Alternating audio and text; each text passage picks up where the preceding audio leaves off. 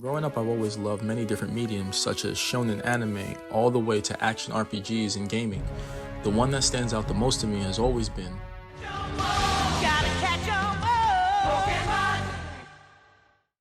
within the Pokemon world. I've always enjoyed the Pokemon anime or even the manga, which I'm reading at this very moment.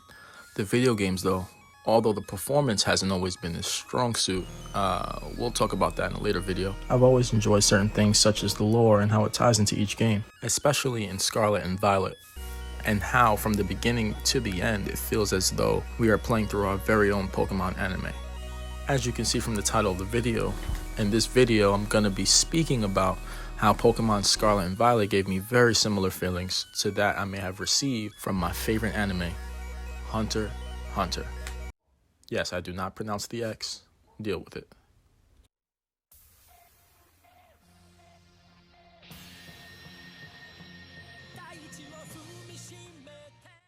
While most of the similarities are pretty subtle, some are also right on the nose. While they're not main spoilers, in this video, I'm going to be going into not only the video game, but going into Hunter x Hunter's manga. So if you're still catching up, then feel free to first like and subscribe, then save the video for later so you can go ahead and return to it at a later date. So let's get started.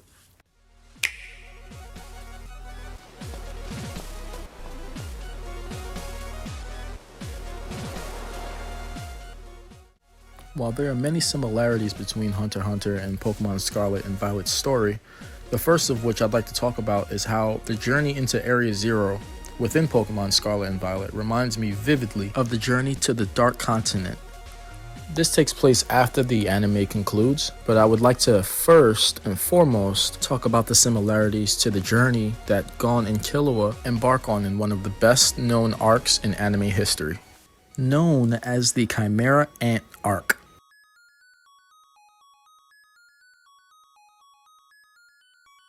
Starting with Pokemon, we're not only sent to Area Zero to uncover the secrets hidden in the depths of the terrestrial phenomena. The deeper we delve, the more we discover about not only our main box legendary, but our newly found best friends in Penny, Arven, and Nemona. Venturing deeper into the crater, we end up discovering a few different Pokemon that we've never seen before in any other Pokemon game or medium at all, known as Paradox Pokemon. Before I delve too deep, I want to go ahead and switch over to Hunter x Hunter just to explain the similarities that I may have noticed between Area Zero and venturing to East Gorto, where the Chimera Ant arc takes place. In Hunter x Hunter, Gon, Killua, and the rest of the invasion crew on the palace within the Republic of East Gorto, which in Hunter x Hunter is an allegory for North Korea, they're sent to investigate the country not only to find a friend that has been captured, but to also defeat the Ant King. While the plans Gon, Killua, and crew made may have went to absolute I will now explain the similarities that I may have seen between the two. The outcomes between the two may have been different, but clearly the similarities between the two are being sent to a dangerous and perilous unknown, where quite possibly anything could have happened. I still get goosebumps whenever I watch Hunter x Hunter and watch the scene where the crew is running within the palace and the voice behind them is beautifully narrating the scene. やや遅れてキルアが、さらにコンマ数秒遅れて他の者が理解する。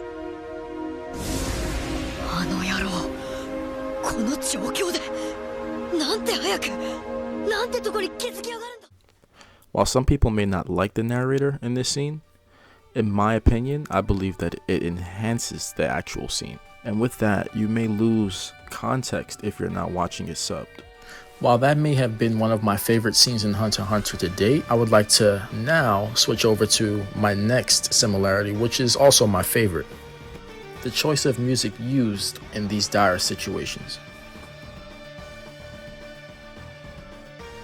I absolutely love the music located within Scarlet and Violet and also within Hunter x Hunter. Today, sadly, I will only be talking about one track from both Hunter x Hunter and Pokemon. That being the main theme from Area Zero.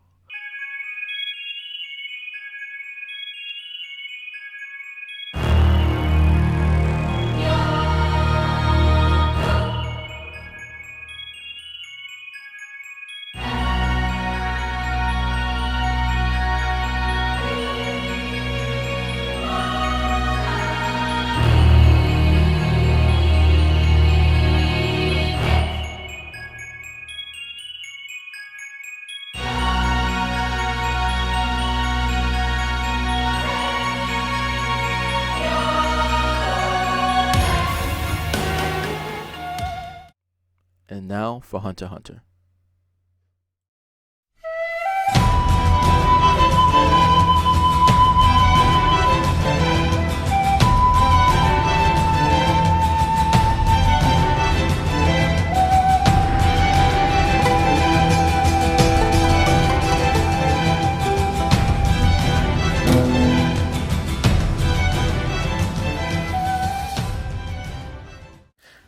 I'm pretty sure you can clearly hear the excitement in my voice when it comes to these two tracks. I love these two tracks. I'm not the most educated when it comes to music and making music, but I know good music when I hear it. And these two tracks absolutely slap. While Hunter x Hunter's tracks are more classical and more of a symphony, when it comes to Pokemon, you get that eerie feeling of mystery and the unknown that you're approaching on. The track from Pokemon gives you an intensity that something unknown lurks below. Even though in this particular track in Hunter x Hunter, there's no choir, it still leaves you with that eerie feeling that something unknown, something strong is ahead of you.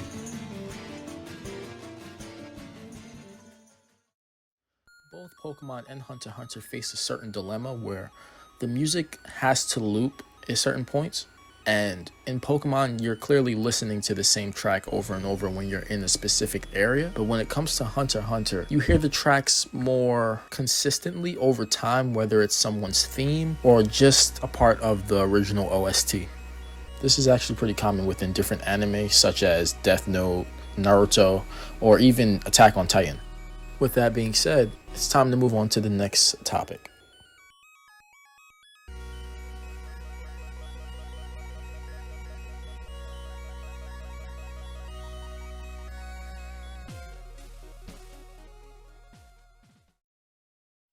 Death and sacrifice within the story.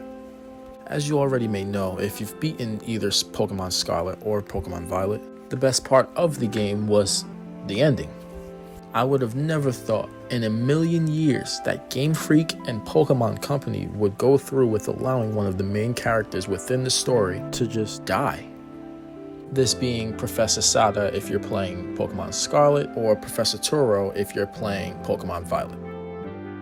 Both share the same storyline. It's just a parallel where one within Sada wants to engage with the past, while Turo the future. The death of said professor leaves not only a lasting effect on you, the player, but on another main character known as Arven. While many people in the Pokemon community all come to the same agreement that Arven probably should have been the main protagonist in the game, he also leaves a lasting effect on the player and the other characters within the game, along with his Mabosstiff, hope I pronounced that right, assisting us throughout Paldea. Now in Hunter x Hunter, whew, boy, just like in many other anime, the characters we're introduced to and form a bond with have the potential to die as well. But at this time, I'm going to be going into manga spoilers, so if you haven't read the manga, I advise you to, yeah. Hunter x Hunter, while seeming like a friendly anime, does not shy away from death, or even death of fan favorite characters such as Hisoka, Kite, Hisoka, Netero, Uvojin, and most importantly, Hisoka. Even though he died under technicality, man's got packed up. As much as I would like to discuss how Hisoka may have died, it's not appropriate for this video, so I'm going to go ahead and continue. Even though the death count is clearly a bit one-sided, I just wanted to show even more so how Pokemon Scarlet and Violet resembles some of the most mature anime when it comes to hard-hitting and impactful deaths, and how they affect us and the main characters within the story. And with that being said, these have been my favorite comparisons from Pokemon to Hunter x Hunter.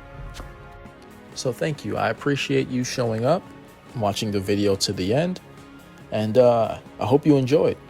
If you can, on your way out, go ahead and smash that like button, hit the subscribe if you'd like to see more content such as this, and most importantly, leave any comments with any tips or any suggestions for future videos. Hell, if you have any gripes, be sure to let me know. I've been Mr. Tsukuyomi, and I pray you have a blessed day.